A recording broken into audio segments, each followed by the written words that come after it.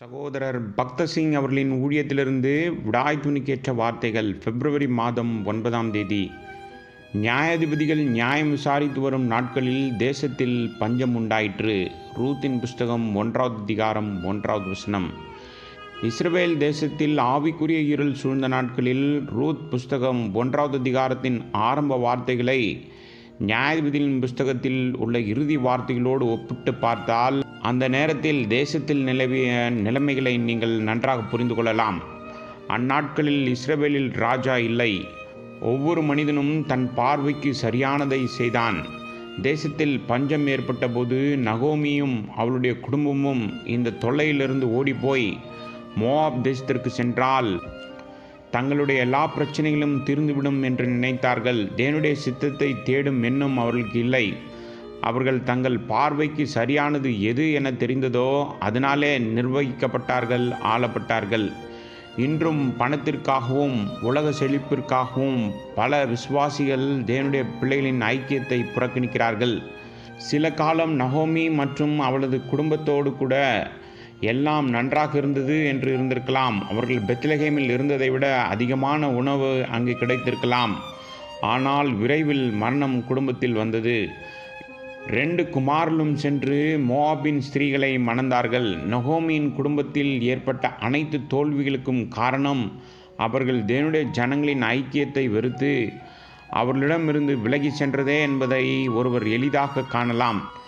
முதலில் நகோமியின் கணவன் எலிமெலேக் மரித்து போனான். இவ்வாறு நகோமி விதவையானாள். அவளுடைய குமாரர்கள் மீது அவளுக்கு எந்த கட்டுப்பாடும் இல்லாதிருந்தது. அந்த 2 வாலிபர்களையும் சரியான பாதையில் வழிநடத்த அங்கு யாரும் இல்லை.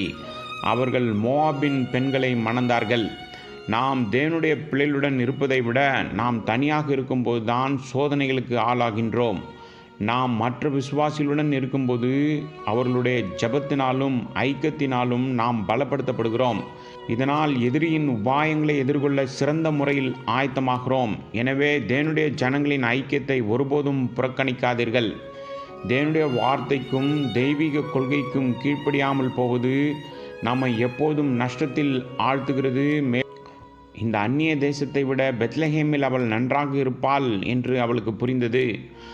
அவளுக்கான இடம் பெத்லகேம் என்பதையும் தேவனுடைய வாக்குத்தத்தத்தின் தேசத்திலிருந்து விலகி சென்றதில் அவள் தவறு செய்ததையும் அவள் உணர்ந்தாள். நம் வாழ்வில் தோல்விகள் எதுவாக இருந்தாலும் அவற்றை பற்றி நாம் உண்மையிலேயே மனம் திரும்பி காரியங்களை சரி செய்ய ஆயத்தமாக இருக்கும்போது தேவன் நமது சார்பாக செயல்படுவதை காணலாம். மேலும் நம்முடைய தோல்விகளை வெற்றிகளாக மாற்றுவதையும் காணலாம். நகோமிக்கு தெரியாது தேவன் திரைக்கு பின்னால் கிரியை செய்து கொண்டிருக்கிறார் என்று. அவளது மோவாப் மருமகள் ரூத் மூலமாக அவரது குமாரனை உலகிற்கு கொண்டு வரக்கூடிய வாய்க்காலாக ஆக்கினார். இதன் மூலம் அவருடைய கிருபையின் ஐஸ்வர்யத்தை வெளிப்படுத்தினார். ஆனால் அவர் இந்த காரியங்கள் எதையும் செய்வதற்கு முன் நகோமி தேவனுடைய வாக்குத்தத்தத்தின் தேசத்திற்கு திரும்ப வேண்டும். அவள் திரும்பி வர முடிவு செய்த தருணத்தில் தேவன் வேலை செய்ய தொடங்கினார். இதேபோல் நம் வாழ்வில் தோல்விகள் எதுவாக இருந்தாலும் நாம் தேவனிடம் திரும்ப முடிவு செய்யும் போது அவர் நம் துக்கத்தை மகிழ்ச்சியாக மாற்றி அவருடைய கிருபையின் ஐஸ்வர்யத்தை நம் மூலமாக வெளிப்படுத்துவார்.